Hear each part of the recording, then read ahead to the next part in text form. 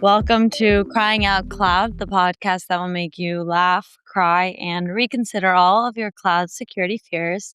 I'm Eden, and here with my co-host, Amitai. Hello. And today we have some special guests from Xint who recently broke the internet, so we're super excited to have them here, Tim and Jacob.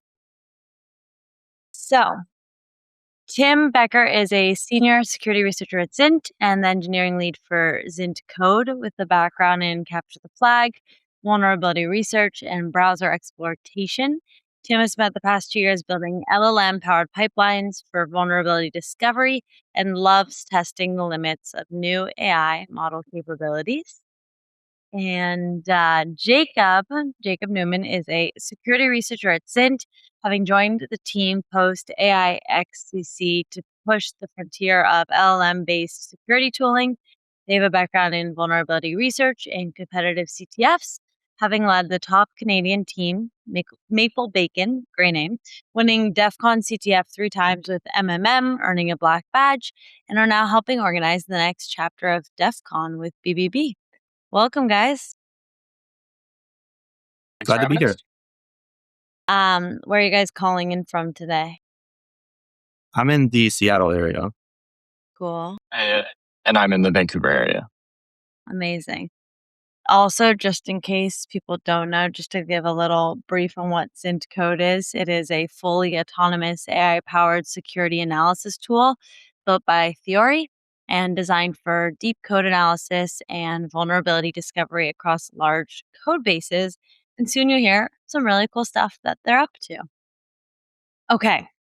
So when we have guests on the pod, we like to do something called Cloud Confessions to get to know you a little bit, to warm you up before we dive into the big and juicy stuff. So are you up for a little round of Cloud Confessions? Sure, let's give it a go. Okay, cool. Amitai, kick us off. All right.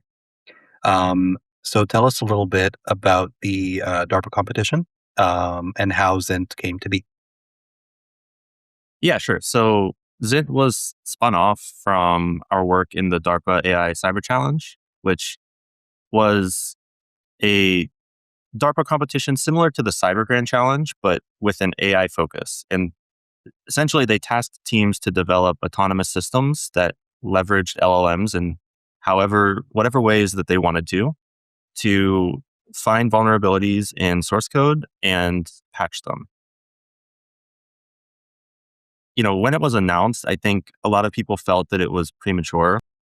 At the time, LLMs were still kind of just a toy. It wasn't clear that they were going to have a major impact on the industry, especially security. I think there was a lot of skepticism, including from ourselves at the time. It ended up being a very well-timed event where the final round ran in August 2025, and the teams combined in the competition were able to find multiple real-world zero-day vulnerabilities, which were not even in scope, or they were in scope for scoring, but they weren't intended vulnerabilities in the competition. So the results really spoke for themselves, and it ended up being an incredibly well-timed event. So we want to talk a bit about timing actually later, because we feel like timing might be everything in this space, but we'll let you be the judge of that. So we also wanted to ask,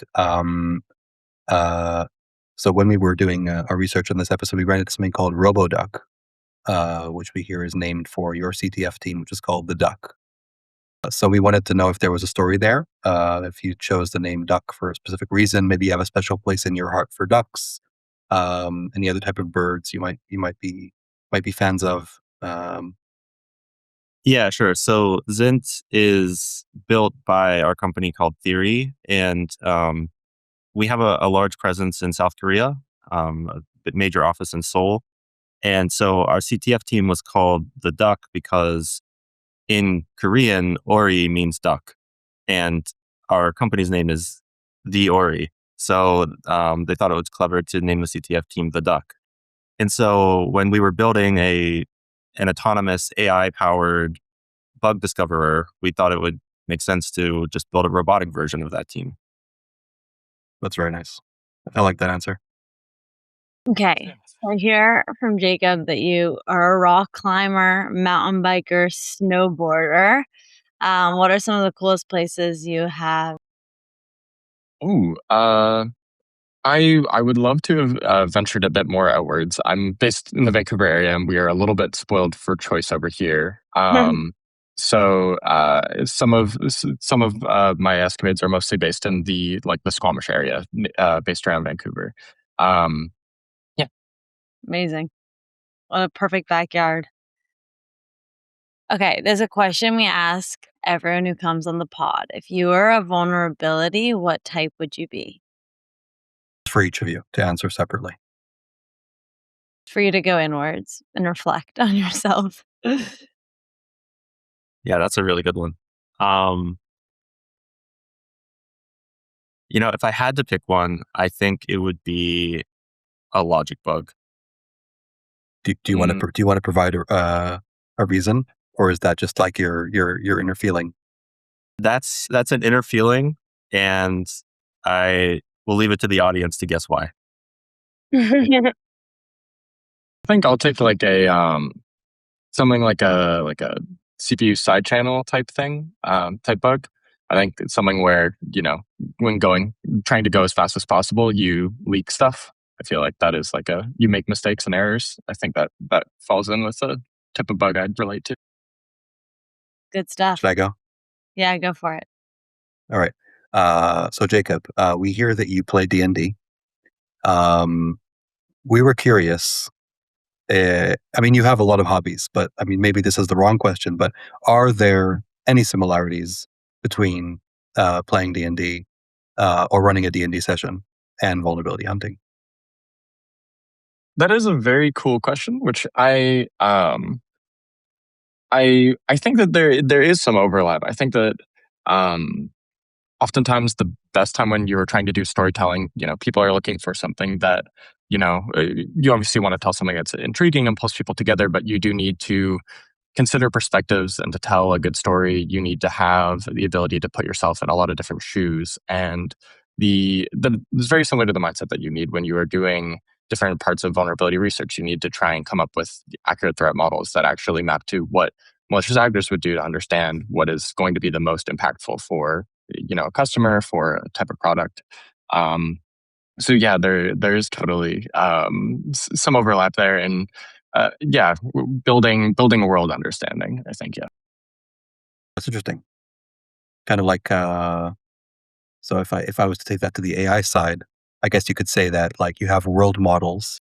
So I guess when you're doing vulnerability hunting, you kind of have to have a conceptual world model of whatever attack surface you're going after.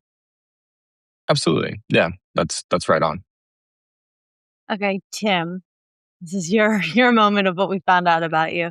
No, but there was something you said that we really resonated with. That you participated in a CTF called Pico, like over a decade ago, and you said it taught you more in a week than you learned in a school year. Can you kind of tell us what that was like and how it opened up your world and where you went after? Yeah, that really was the week that sort of changed everything for my career trajectory. So, yeah, I was in high school. At the time, I wanted to go into physics, and I hadn't really been spending much time figuring out exactly what that meant and where I wanted to go and what I wanted to do. But my friend mentioned that there's this interesting hacking competition being hosted by a team at Carnegie Mellon, and it's for high schoolers. And we thought it would be fun to try. So, um, I didn't really have much experience with hacking, just kind of dabbled on programming, and have done a little bit of reading about it on the internet, but it just sounded really cool and fascinating. So, um, yeah, whenever we competed in that competition, we were immediately hooked by how engaging the challenges were, and how all of them required you to learn something new in order to solve it. And it just became this really addictive feedback loop where we would get so engrossed in a challenge, and then we'd solve it and we'd see our score go up. And it was just incredibly fun. And we ended up just mostly ignoring school for a week and focusing only on this competition. And we ended up doing well enough that we were invited to meet the team at Carnegie Mellon, and that sort of shaped everything because that's where I ended up going. And I joined that team that organized it, and everything else has been downstream of that. Amazing. Again, timing. How Yeah. cool. Okay. You guys passed the Claude confessions. Congrats. Ready for the real You don't one. get to ask us questions, by the way. I don't know if you were expecting that to happen, but not on this podcast. Okay. So let's talk about CopyFail. Last week, you guys released CopyFail, a privilege escalation vulnerability that allows for an unprivileged local user to write 4 controlled bytes into the page cache to gain root access. What's crazy is that it works on nearly every single Linux machine going back to 2017, meaning essentially most everyone is affected. Can you tell me how Xint managed to find this? Yeah, sure.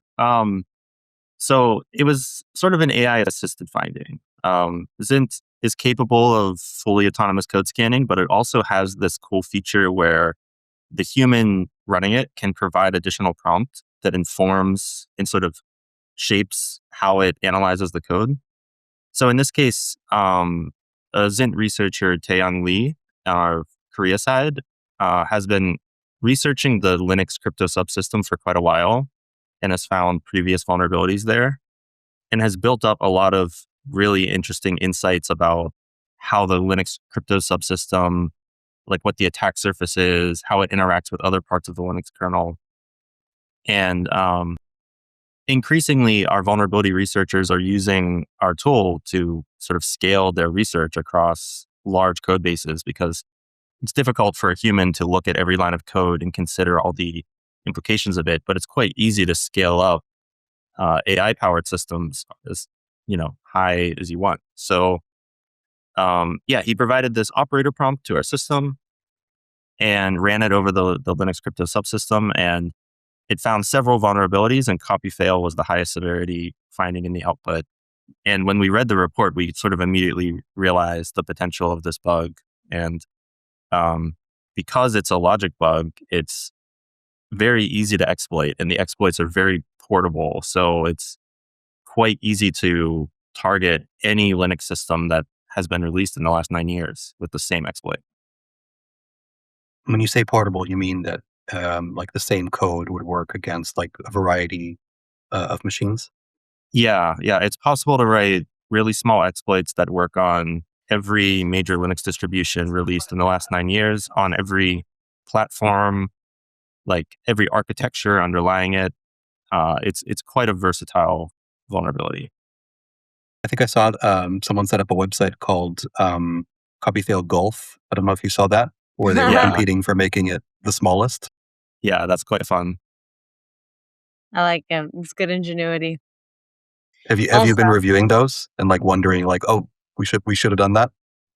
Not so much, honestly. We've been dealing a lot with communications with media about the vulnerability and haven't had a whole lot of time to think more about the golfing. We put like a small amount of effort into golfing it just to sort of show the potential of how small it could be. But we weren't boldly claiming that our solution was minimal or anything. also, this is a side question, but came to mind for us. There's an ongoing debate, right? If like vulnerabilities should be named, and Wiz is super guilty of naming vulnerabilities. And we'd like to assume your stance is also that they should be named. What do you think is like the threshold for naming something, and how did you come up with this name? Yeah. I guess I can answer. Maybe Jacob will have a different answer too. For me, the point of naming a vulnerability isn't like the marketing boost you get from it, although of course that is nice. It's mostly just because you anticipate people will want to refer to it, and it's quite clunky to refer to vulnerabilities by a CVE number. In fact, like I wrote the technical report for this vulnerability, and I wrote the CVE number in it several times, and I don't even remember what it is. So it's very hard to like reference this bug beyond giving it some sort of name. But yeah, the name CopyFail comes from sort of the nature of the logic bug, where it was chaining a reference to a page rather than copying it. Yeah, Jacob, I don't know. Do you have thoughts on vulnerability naming? I think that like there's a point where it makes sense. I think that this is one of the types of bugs where, I mean, obviously, far be it for us to say it's, impactful enough that we think it should be named. But yeah, it's a reference thing. There's some projects where like, you have a normal sequence of a ton of bugs. Like even for the kernel, they have, if you look at KCTF, there are, they're seeing hundreds of bugs here. I wouldn't know the exact amount that they look at and name and assign CVEs for, but most of them are of a similar repeatable type that like isn't worth, like you're not going to talk to somebody else about it. But CopyFail is the type of thing where like you might have a family member like read about it on the news, then ask you about it, and that's kind of the point where naming it makes sense. Yeah, I really agree with that. With CVs are useful to a point. At the end of the day, we want to make sure everybody knows that that they're talking about something, and that everybody else knows what they're talking about. There have been cases where multiple CVs have come out for the same product within the same week, and I found myself getting confused. And if they were just named Alice and Bob, I probably would have had an easier time differentiating between them.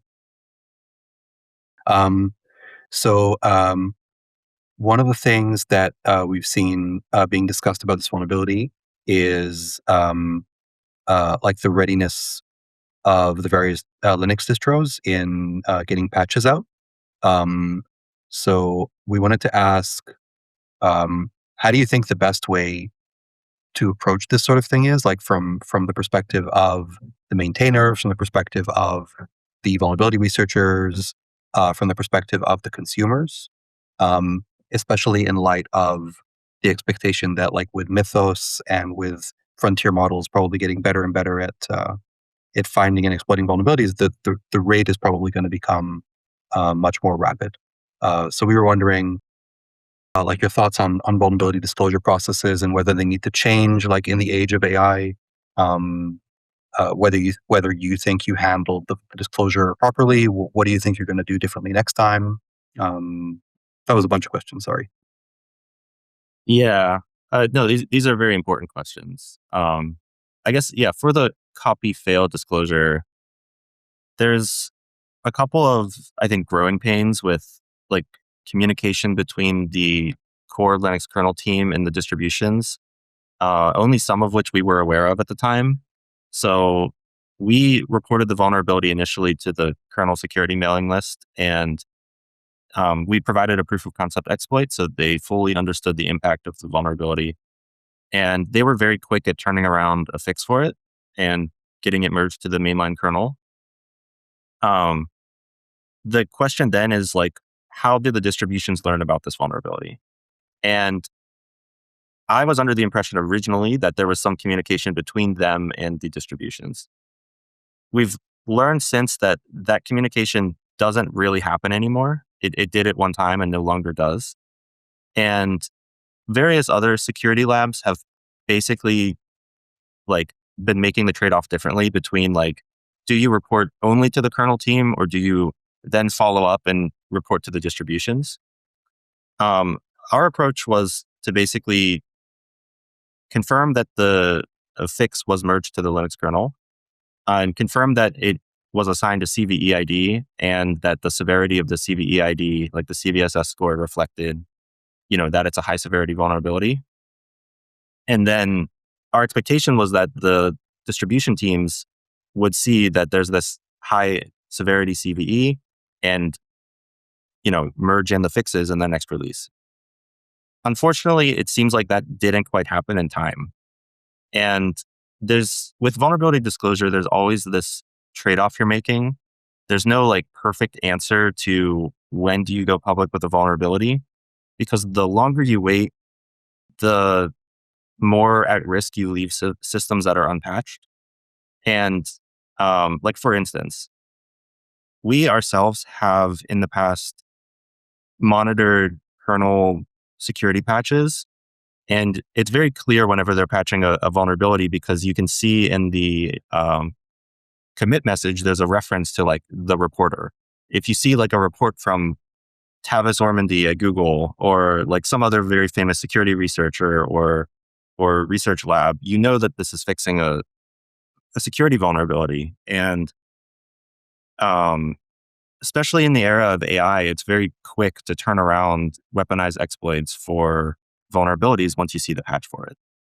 And so the longer you wait to go public and create urgency to patch the vulnerability, the longer you leave systems exposed to these sophisticated attackers that are quickly turning around one day exploits. And I think overall in the AI era, it feels like traditional disclosure timelines are too long because we've actually even heard from the Linux team that many vulnerabilities being reported are duplicates and multiple teams are finding the same vulnerabilities within the matter of like weeks apart. And if this is at all representative, which I think it is, of what attacker capabilities are, then we need to, as defenders, we need to be very quick at turning around and shipping patches to vulnerabilities, because if we wait 90 days, that's 90 days that an attacker could be exploiting that same vulnerability. So have you seen any indication that they're going to be changing the way they do things? Or at the moment, is it just seems like it's going to continue in the same trajectory? I'm not aware of any change in policy. It's possible that there are discussions happening that we're not privy to. But yeah, I hope that something changes here because the coordination problem is very difficult at the moment between the core kernel and distributions. Yeah, it's a very large surface area and everybody has very different priorities. It is one of those things where to certain groups of people, these things are incredibly high severity and they need to respond immediately. You know, anybody who needs to manage a system where they expect that if they're going to give somebody any amount of access to a system, that those permissions stay the same. That's where CopyFail is, explicitly targeting. But for, say a distro that's maintaining, people who aren't going to be running servers, but it's just your local machine, this is not a network bug. So for them, it's not, they don't need to scramble and throw everything to respond. Everybody is on a very different timeline, and understanding the correct way that, especially as many layers of communications also go through as well for like who to respond to what. It might not always be evident to every distro how to respond appropriately. It'll be very interesting, I think, to see if like the next one is handled differently, or if this is if this causes a change in policy. I hope it does. Okay, let's talk about other cool things you found. Let's talk about zero-day cloud. You competed there, also won in a few categories. First of all, I had FOMO. I wasn't there. So how was the conference for you guys? And then tell us a little bit about what you found there, what you disclosed. Yeah. So I was the person I was the team member who was in person for 0 day. It was awesome. You guys put on an incredible event. It was very interesting. I've been fortunate enough to be a part of a bunch of different security type competitions, and this was kind of more of my first for the 0 day cloud is very similar to this like own to own style type competition. So it was very fun to see. The event setup was awesome. There was like a CTF that was running alongside the 0 day cloud with the 0 day event. And that was very cool. It's a big robot and screen. So yeah, from a competitor side, it was a ton of fun.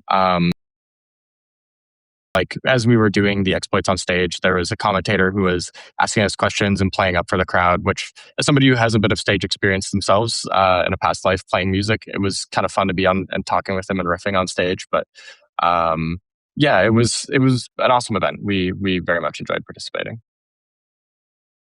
Cool. Yeah, And I so what did you remember guys disclose? Ian made it feel like an esport competition. I think a bit.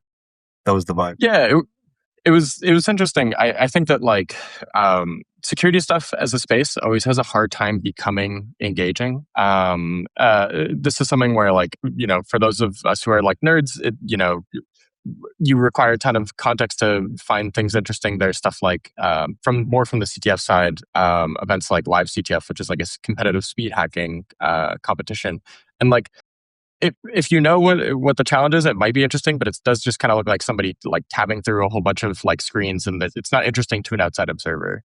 One of the best examples of something that is very close to this is Hexcelerate, where they do like this is the final round of CTF put on by Google. And they do like video game hacking, and so you can see people like breaking the game live as they move around the screen. It was very interesting to have something kind of similar done for this, where you have somebody who is kind of demoing, a very big 0-day bug that they've been working on, and trying to to an audience communicate, understand what's going on, and seeing kind of the difference. There's definitely a difference between, for some people, successful exploits are incredibly reliable and they go down in a second. Sometimes they're not always reliable, and you get those moments of stress. And there definitely were a good few moments of those on stage, which were fun to see. Yeah, very cool.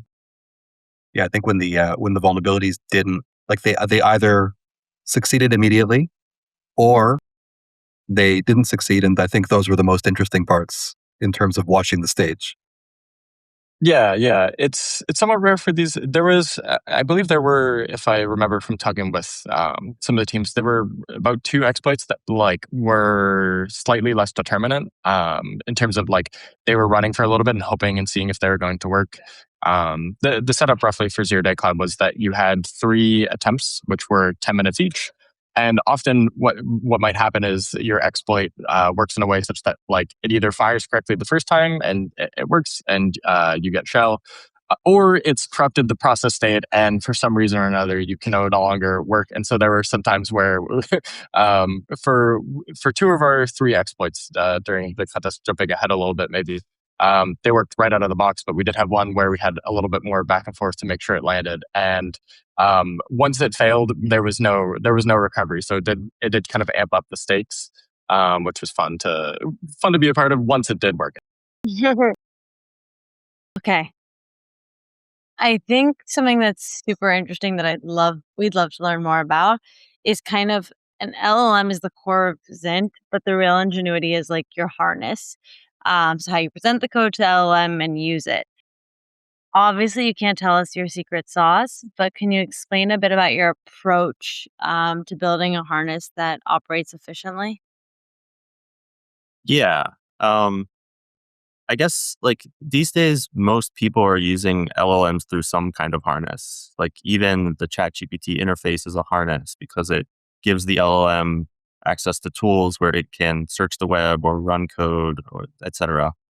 And increasingly popular type of harness is like a coding agent like Claude Code or Codex. But our system is sort of completely parallel to all of those because we started building it before coding assistants were a thing. I think ChatGPT didn't even have web search Funny at the that time that existed one started time. building it. It's moving so fast, you can't even believe we lived in a world they didn't exist before. Yeah, I know. Yeah, things are changing so quickly. So yeah, basically, like we're not just prompting Claude Code or Codex and saying, "Hey, go find vulnerabilities."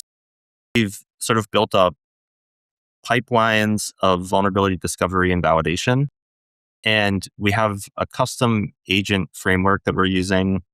You could think of it kind of similar to Claude Code or Codex in the tooling that's available to them, but it's all custom and we think it's much more token efficient. So like the agents are able to learn what they want to about the code using way fewer tokens and less of their context window than what you get out of the box with coding agents. And we also have a lot of non-agentic parts of our pipeline where we're essentially coordinating complex analyses on the source code by like engineering a context window and looking for specific pieces of information about the code and then sort of propagating that information around and making a bunch of small LLM queries about different segments of code in order to learn a larger picture of like how a vulnerability could be triggered or how it could manifest in this code base. And Broad- go ahead. Sorry. Yeah, I was about to say just, broadly, our harness is really about tackling the problem of scale.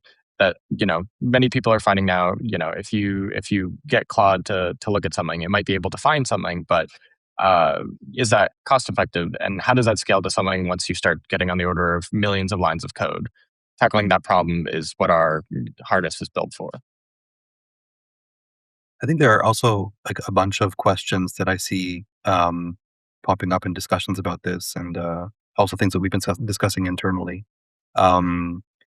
One is, are we already past the point where using an LLM in terms of how much it costs or how much it can cost is more cost effective than hiring someone to do like full-time vulnerability hunting? I think that's one thing that's like a metric that keeps popping up. And the other is in terms of like when people are comparing Opus to Mythos, for example, like even people who don't have access to Mythos and they're sort of guesstimating, they talk about the false positive rate, and they talk about like the recall.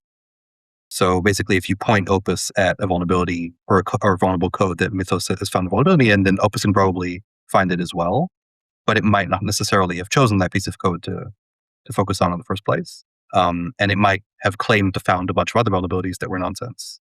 So I was wondering about your thoughts on those 2 points, on those 2 metrics. Yeah. This is essentially the problem, like the core problem that we're trying to solve with our harness and our scaffolding is how can we comprehensively scan a large code base while minimizing false positives and noise in the output. And basically, like as you alluded to, the weaker models can find these complex vulnerabilities, but they also find a ton of noise. Like they hallucinate vulnerabilities, or they just misunderstand how the code functions in a way that makes something appear to be vulnerable when it's not. And a lot of our work is in how do we like tune it correctly so that we are catching all of these as candidate vulnerabilities, but then still filtering out all the noise and validating our findings thoroughly so that we can present the end user a report that, cast a net over their entire code base to look for vulnerabilities, but still doesn't include a ton of noise. And I think that we are currently striking that balance pretty well. And the nice thing is that every time a new model comes out, we can immediately test it and see how it improves this trade-off by plugging it into different pieces of our pipeline. Are we already at the point where I'm guessing a person wouldn't find the nonsense bugs, or at least a well-trained, skilled vulnerability hunter wouldn't have found it? So like that's one aspect where I guess a human is still, theoretically at least, or at least if a human is in the loop, it's still more cost effective. How far do you think we are from like completely autonomous, autonomous and cost effective, I guess? Or are we already there? Yeah, it's kind of a hard question to say like exactly when that bell is rung. I think that we are seeing that we have gotten to the point where we feel like we are getting results that a security team defensively can be very confident in, has tackled like and scaled the type of review that they need across the code base. I imagine we'll get more to this like future of what vulnerability research and digging into the depths of these bugs are. I think like a point here that kind of follows from our earlier conversation about CopyFail is that there is still things where human researchers are like able to bring in insights and we're like work with our tool to find and dig deeper into these things. But in terms of being able to, we are becoming a force multiplier for the amount of analysis that one person is able to do. Where, once you have those insights, it is not weeks of work. It is hours of work that is done by our tool. Yeah. And I guess like in terms of cost effectiveness, our costs are sort of in line with like a relatively cheap human pen test, but the results we're getting out of it are like comparable to a pretty good human pen test in terms of the quality of findings.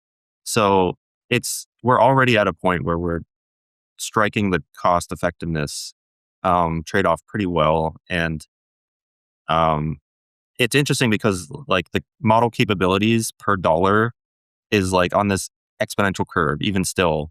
So this story is just, getting better and better every month. Speaking of Interesting it, and exciting times. yeah. And like speaking of it getting better and better, it's interesting because at the rate at which AI is moving fast, new techniques and benchmarks get published, the landscape's super competitive. Like it's not just your team in this space, but the big labs, OpenAI, Anthropic, the big ones, Google, Microsoft, the list goes on and on. How do you stay at the cutting edge? Like how do you continuously adapt? Because like what you're saying is at this point in time, but like it's so fast before and just like a completely new landscape. Even in terms of staying, like knowing what's going on, like even in terms of like reading the news, how do you stay Where on do you top of read your things? news? No, just kidding. Part is hard. Yeah, Tim, if you want to go first. Yeah, sure. I guess the the main way that we try to stay ahead is by having systems in place that let us very quickly adapt as the model capabilities change. So we have really extensive evaluation frameworks in place where if a new model comes out, we can just immediately plug it into each of our components and immediately get data about how good is this model. And if there's any like surprising jumps or drops in performance, we usually investigate that and try to understand like at a root cause level, what is the model doing differently here that lets this, um, that is changing the behavior in this component. And one fun side effect of that is that whenever we try to understand the model strengths and weaknesses, it usually spawns new research ideas for a new way that we could use this model, a new component we could plug into our pipeline that will improve the overall quality of our results by either like taking advantage of a new strength or mitigating some new limitation. And um, yeah, it's very fun and engaging because it's like every month a new model comes out and it's this whole loop of like, first see how it does, and then what can we do now because we have this new model that we couldn't have done a month ago. And it's just continuously cycling like that. Yeah, we're thankful that like because we've gotten we're not joining late in the game. I think some of these things have been as the point has come up, timing, but like being ahead from AICC and taking the time to build up our internal benchmarks and our internal understanding has made a huge difference in terms of being able to do good science once these things come out.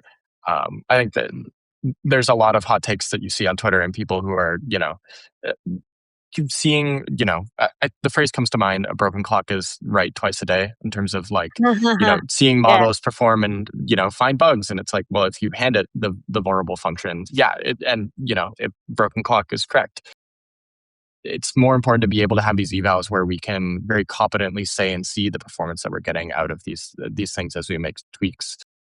And yeah, I think that this comes from building and bringing the expertise of a security focused company and being able to work with these things in tandem, where we have a lot of domain expertise of seeing, what are these difficult bugs that we wanted to push forward and capability on, and what are changes that we're making and doing, how are those effective, rather than just, kind of going from fire to fire and seeing whether, things are working. We have very good benchmarks internally. Like that you're approaching it like from a scientific perspective, and it honestly feels like benchmarking is becoming an incredibly critical skill um, that people weren't necessarily investing enough previously because they probably had, I guess, things were moving slower, or people had more trust in themselves or more trust in their systems, and now it's kind of like it's like opening up a surprise box every day, and a new model comes out, or you make a change to a prompt, and the effect is non-deterministic, so you need to have like something that stays the same. Um, so I'm very curious to see how benchmarking sort of evolves as a discipline over the next few years. And I'm sure it sounds like you guys are at the cutting edge of that as well. Yeah, I have like a fun sort of benchmarking story as well, which is like, I find it especially challenging to develop good benchmarks for security because like one thing that we're very interested in measuring is how many false positives does our system output? Because we're trying to, maximize signal to noise basically in our final reports. And we have this challenge where like we'll improve our system, we'll, edit prompts, or we'll add a new type of analysis, or a new model will come out. And then we'll see a change in our evaluation data. And sometimes there's an increase in what we're calling false positives because they don't match any of our known vulnerabilities in our evaluation data sets. And we always have to like take some time to investigate those. And very often they're not actually false positives. They're just new vulnerabilities in the underlying open source project or internal code that we're evaluating that ends up being a real vulnerability. And a few months ago, we disclosed a 0-day in Nginx that was found this way, where it was just in our evaluation set and it popped up as a new false positive. And once we actually looked into it, it turns out it was just a new 0-day that now we need to add to our data set to make sure that we're tracking it correctly. That's a fun situation to have, I guess. Yeah. So back to the topic of timing. I feel like a lot of people attribute like the turning point, at least like the most recent turning point in publicly available LLMs to being useful for vulnerability hunting to, I think in general, like in coding in general, but to Opus 4.6 and Claude Code, I think is a harness. But I think it's quite clear that you recognized the shift and the potential like earlier than that point. So do you think you can put like a point on the timeline where like where it was clear that it was useful? Like you mentioned, like the DARPA competition is like a point where you weren't quite sure. But what does the timeline look like for you? And it's okay if you change your answer in like a year. I think that's fine. Jacob, do you want to go first here? Yeah, I think that this is something where I think there are varying levels to the amount where you think and see that it has impact. I think that everybody kind of normally has this response where, you're trying to talk about expecting where an exponential curve is like, going to start and then going to tail. And so you see things at different points and you expect like, wow, that's impressive, but like, maybe it will tail here or maybe it will tail there. I think that, seeing some of the results. So, like, as I was playing in tandem with some of the team in some of these competitive events as AICC was going on, I was seeing more of it occur in like change there, where I was starting to see actual proper difficult security problems being solved by these models, where it seemed like that was a tone change, and most of the CTF community and like competitive cybersecurity didn't end up feeling like that, like really that space didn't really become aware of how much it was going to be impactful, it feels like, really until like probably about like 5 months later, around like January, February of this year, where we started to see like more serious, difficult CTF challenges and stuff like that being solved. And I think that is just kind of downstream of seeing these things having proper and meaningful effect in industry finding actual bugs. So I think from my side, I think definitely later than Tim in terms of seeing these things. So I'm excited to hear when Tim's thought was. Yeah. So for me, it was definitely during the AI Cyber Challenge, and it was pretty early on. Like I said, I think basically everyone participating in that approached it with a lot of skepticism because no one was sure that LLMs were going to be useful. And the cutting edge models at the time were like GPT 4.0, maybe. Actually, I don't even know if 4.0 was out yet. But like Claude 3 Sonnet and Claude 3 Opus were sort of the cutting edge at the time. And so we started building this like LLM first approach to the problem because it sounded fun. And we were running into all of these weird issues where the models would just, like, frankly, sometimes just be very dumb. It was like, there's a very obvious connection that it needs to make between like this line of code and this other line of code, and it's just completely missing the point. And so we start adding in like all of this extra prompting to like try to steer it away from making these mistakes and steer it towards like thinking about the code correctly. And we have like limited success with this. And so again, we're all still very skeptical. And then Claude 3.5 Sonnet came out as we were working on this. And we were like, okay, I guess we'll see how this does. We weren't expecting it to be better than Claude 3 Opus. But as soon as we plugged it in, immediately it just started solving these challenges that all the other models were failing. And we found that we were able to immediately remove all of those like band-aids that we had put in to try to address like the models just being kind of dumb. And it was at this point that it sort of occurred to us that like all of these weird things we were seeing aren't inherent limitations of LLMs. They're just sort of like temporary growing pains or just side effects of the training procedures that were being used at that time. And once we saw the models start to be able to like second guess themselves and like realize that they're getting stuck on something and try a new approach, or like when the reasoning models came out and suddenly like models weren't just going down one line of thought, they were like able to think about several approaches and then pick the best one to spend more effort on. All of these new capabilities really opened our eyes to way more impactful results that you can get from models. And amusingly, for us, that mostly meant removing a bunch of code that was there to like address these limitations and focus more on like the fundamental challenges of security. Because now it's like we have like these intelligence in a box that we can use to solve problems, and less like bumbling toddlers that are just kind of dropping things on the floor everywhere. It's like being given like superpowers overnight. Yeah. And I'm curious, like that was up until this point, and now we have Mythos. And like, what is security going to look like in the age of Mythos?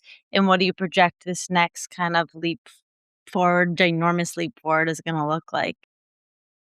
Yeah, I don't know.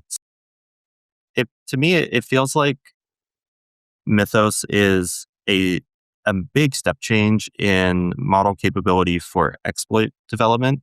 If you look at like most of the publications from Anthropic, and all of the graphs are showing an increase in ability to write exploits. But there isn't much data yet about raw vulnerability detection and whether Mythos is like fundamentally better at that or just another incremental improvement. And from our perspective, we think that a harness and scaffolding designed for security research can mostly fill in the gaps between those incremental steps in vulnerability detection.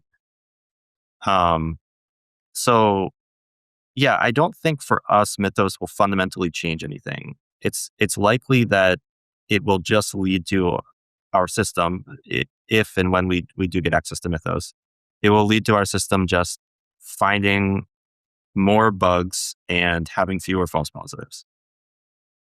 Yeah, I think maybe to round as well to your question of like what vuln research kind of looks like in that context moving forward. None of us can predict the future. I don't know. None of us have a magical ball, but I think that we're already seeing this change internally, how we can go about doing vulnerability research. And I think that this becomes, models very capable at finding very reliably the low hanging fruit, as it were, and being, we've now shown being able to find that and scale that effectively.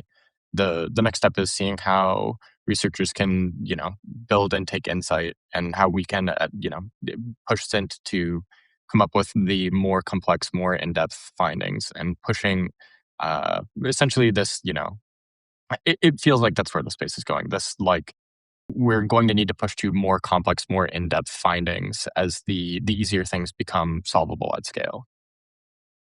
It's a good place to aim for. We're going good places. The trajectory we're going in. Cool. Let me tie. I hope you're excited about it. I hope you're more excited about it than worried about it. Because I feel like you always have to put like the consumer hat on as well. Because I mean, we're all using software and computers and living in the world. Yeah, I think there's like some temporary growing pains here and like some short-term shock, but in the long run, we're all going to have much more secure software. Yeah, that's definitely And the right definitely way to short think about this. shock. As you mentioned, we're all collectively together in shock. Thank you guys so much for joining us. I find what you guys are doing just on an individual level, but I know we as a collective, so interesting and so inspiring. So thank you and keep up the good, amazing work. And I'm excited that everyone gets to listen a little more about how you guys are approaching this frontier with a lot of ingenuity and brilliance. So thank you. Thank you guys for having us. It was awesome. Yeah. Yeah. Thank you. This was very fun. If you enjoyed the show, be sure to subscribe and share a link to the podcast, but not your cloud keys. And as always, if your cloud security strategy is making you cry, don't worry, just cry out loud.